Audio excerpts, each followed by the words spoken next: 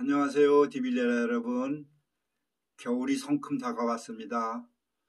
저도 추워서 두꺼운 옷으로 지금 갈아입었습니다. 살기 힘든데 요즘 또 중국발 폐렴이라는 게 또 유행하기 시작했다네요. 하여튼 여러분들 조심하세요. 저도 조심할 겁니다. 지난 시간에 제가 일월산에서의 이제 첫 기도를 좋은 도반을 만나서 참 시작하게 됐다는 것을 말씀드렸죠. 제가 처음이기도 하지만 거기서 보고 듣고 느낀 그런 신비스러운 장면들만 좀 추려서 여러분들과 얘기를 하겠습니다. 다 얘기할 수는 없고 제가 그분 따라서 이제 처음 들어간 것이 황씨부인당 산신각이라는 곳인데 거기 들어가서 뭐 절하는 것부터 앉아서 가부좌 틀고 명상하는 법을 이제 기본적인 거를 배웠는데 시키는 대로 했는데 조금 있으니까 가부좌 트는 게 쉬운 일이 아니잖아요. 처음부터 발이 저려오고 이제 막 그러죠. 그런데 몸이 그러면서도 몸이 약간 이렇게 가볍게 뜨는 느낌이 들더라고요. 이게 무슨 공중부양도 아니고 제가 그런 신비주의나 이런 허무맹랑한 얘기는 안 합니다. 그런데 실제로 느꼈어요. 그냥 느낌이 몸이 이렇게 가볍게 솟아오르는 느낌이더라고요. 그러더니 내가 뭐라고 이제 막 떠드는 거예요. 경상도 말로 씨 부린다 그러죠. 근데 이해하세요. 그런데 뭐라고 떠드는데 내가 뭐라고 하는지 떠드는지 그런 느낌은 있어요. 그런데 무슨 말인지 무슨 뜻인지는 내가 모르겠더라고요. 이게 옆에서 기도했던 이제 도반 형님이 놀랬겠죠. 그런데 참 그런 분이 옆에 있다는 것도 저한테는 행운이었어요. 왜냐하면 내려와서 그 양반이 이제 나한테 종이에다가 써가면서 말을 하더라고요. 근데 미리 내가 참고로 말씀을 드리는데 우리 신제자들은 여러 가지로 이제 분류가 되죠. 근데 특히 이 도주 제자들은 또 몇 가지로 이제 분류가 되는데 지금 이 양반 같은 경우는 기도할 때마다 어떤 글자를 받는답니다. 그러니까 뭐 하나가 됐든 두 개가 됐든 글자를 받으면 그걸 기억했다가 내려와서 옮겨 적는 거예요. 그러면은 그 한자가 뭐 여러분들 아시겠지만 한자를 뜻을 풀이하려면 참 대단하잖아요. 그게 옥편 뒤져가지고 그걸 다 해석을 해야 되는데 장난 아니죠. 하루 종일 매달려야 돼요. 근데 그분은 그걸 참 A4 그런 크기의 종이에다가 허구한 날 적었으니 그게 얼마나 많겠습니까? 그 양이. 대단하더라고요. 그래, 그런 양반이 앞에 있었으니까 내가 바로 가르침을 받은 거죠. 뭐냐면은 아까 아우님이 산신각에서 뭐라고 떠들었는데 기억하나? 그러더라고요. 그래서 글쎄 뭐라고는 한 것 같은데 무슨 뜻인지는 모르겠습니다. 그랬더니 딱 쓰는데 첫 글자가 탐진치라는 글자더라고요. 이건 사실 나는 그때 탐진치가 뭔지도 몰랐어요. 이제 그게 불경에서 나오는 말이라는 것까지는 이제 나중에 들었지만 그때는 내가 알 수가 없었죠. 그냥 한자 뜻으로 대강은 이제 짐작을 하겠더라고요. 근데 여러분들은 다 아시는 탐진치 유명한 거죠. 근데 뭐 혹시나 해서 제가 설명을 드리지만 탐하지 마라. 욕심내지 마라. 화내지 마라. 경상도 말로 썩내지 마라. 어리석지 마라. 그거 아닙니까? 그러면은 난생 처음 기도라는 걸 시작한 이 제자가 1000마디의 탐진치를 말씀을 해주셨다면 알만하지 않습니까?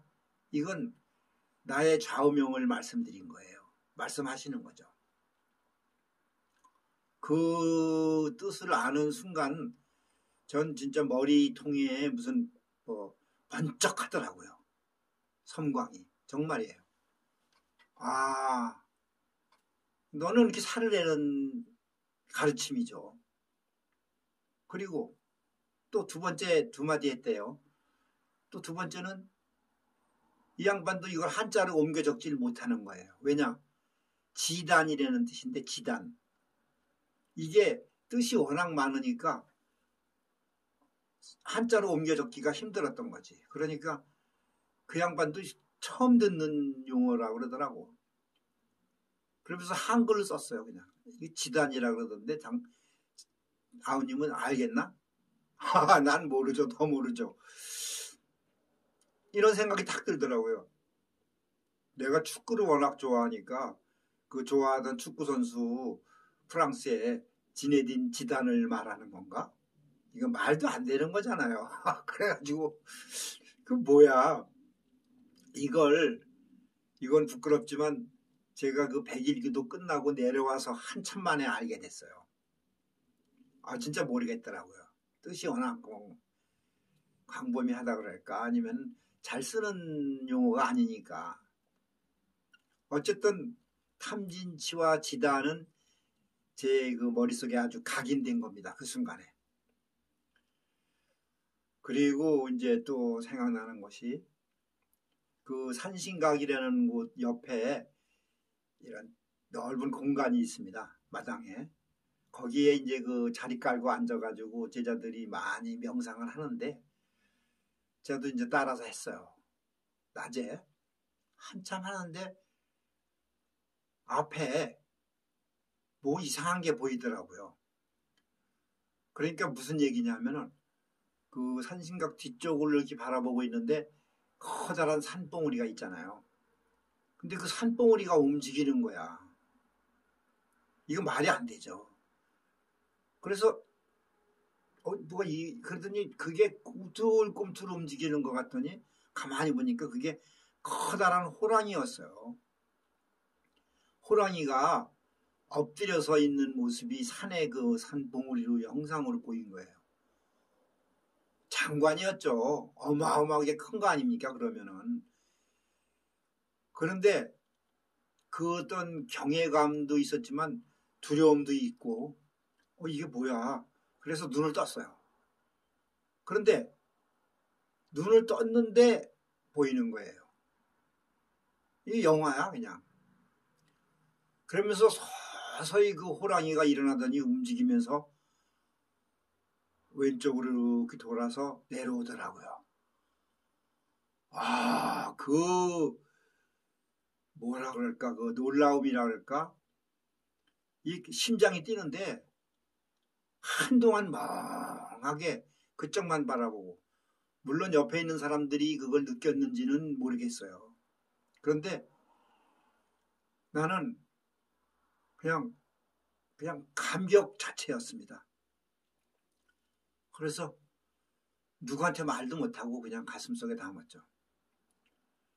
그리고 이제 밥을 먹고 점심 뒤에 그 옆에 가서 또 기도를 하는데 이제 앉아있는데